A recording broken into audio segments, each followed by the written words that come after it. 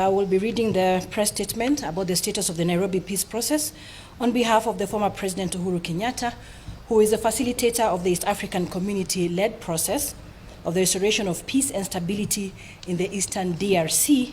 And he has this morning sent out a report of brief to brief the East African community, the African Union and the SADC secretariats on his work as mandated by the summit of the EAC.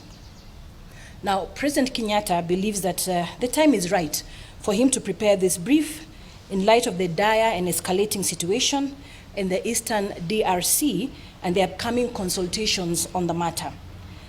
This status update follows a report presented by the facilitator on the East African-led Nairobi process for restoration of peace and stability in Eastern DRC, delivered to the 24th Ordinary Summit of the East African Community Heads of State on November 30th, 2024.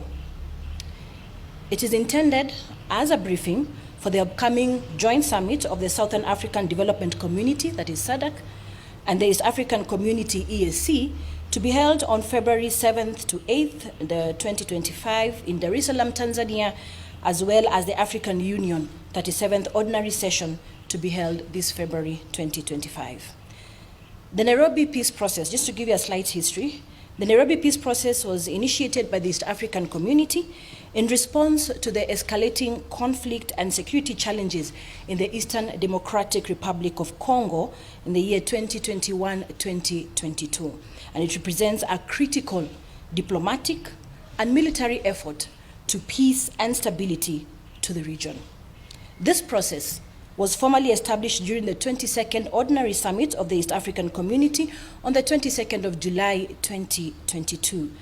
The summit directed the creation of the intra-Congolese dialogue, which is to be led by His Excellency Uhuru Kenyatta, the former President of the Republic of Kenya, who was appointed then as the facilitator to oversee the process.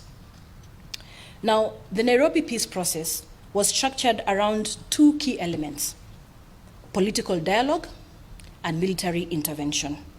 The political aspect focused on engaging all stakeholders, including armed groups, political factions, civil society, and regional partners, in an inclusive conversation aimed at resolving the conflict and fostering long-term peace.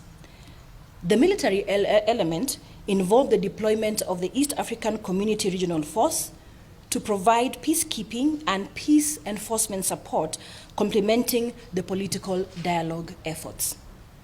Now, progress through June 2023 was encouraging. The facilitator, President Kenyatta, conducted extensive diplomatic engagements, meeting with political, civil, military stakeholders across the region. Key initiatives included multiple targeted discussions with armed groups, including the M23, confidence-building measures with various civil rights and women groups, and the organization of several high-level conferences to resolve tensions and identify pathways to peace. These efforts were supported by ICRAF, UN, and MONUSCO, led to a noticeable reduction in hostilities and a return of displaced persons and significant withdrawals by armed groups from strategic areas in North Kivu. However, in June 2023, as the all-important fourth intra-Congolese dialogue conference was set to take place, political attention in the Democratic Republic of Congo shifted toward the upcoming national elections that are to be held that year, that is 2023, in December. The shift resulted in the slowing down of the Nairobi peace process, and unfortunately at the same time, a political impasse resulted in the withdrawal of the Kenya forces from the ICRAF. This suspension disrupted the momentum of the peace process, leading to a slowing down of the peace negotiations and a breakdown in military cooperation, and ultimately a resurgence of fighting in the region.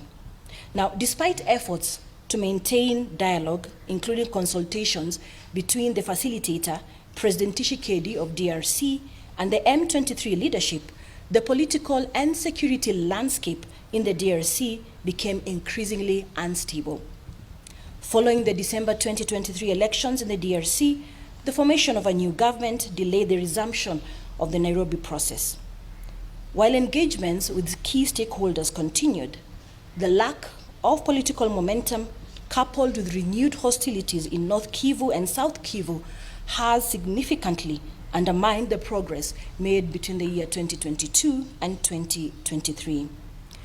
The M23, once subject to a cease agreement, has now regained control over key towns, including Goma, and fighting has once again escalated across the region.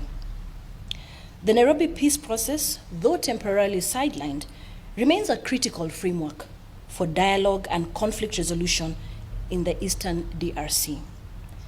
The facilitator remains committed to finding pathways to peace in collaboration with the government of DRC, regional partners, and international stakeholders. However, the recent resurgence of hostilities highlights the urgent need for renewed political will, regional cooperation, and sustained support for peace efforts to avoid further deterioration of the security situation in DRC. The facilitator is of the strong opinion and belief that the two processes of Luanda and Nairobi hold the greatest promise for a resolution and termination of the crisis in the eastern DRC. The two processes are complementary and interdependent. It is only through the close coordination of the bilateral negotiations between Rwanda and DRC and the inter-Congolese dialogue and conferencing that this crisis can be brought to a fruitful conclusion. There is an African solution to this African problem, and it is predicated on bringing both DRC and Rwanda back to the negotiating table, while at the same time ensuring that the internal dynamics of the people and the politics in the eastern DRC are managed and directed to a peace and reconciliation through the intra-Congolese dialogue process. The full report and details, as highlighted, have been submitted to the AU, the ESC, and SADC secretariats. I thank you for your kind attention. That will be all for today.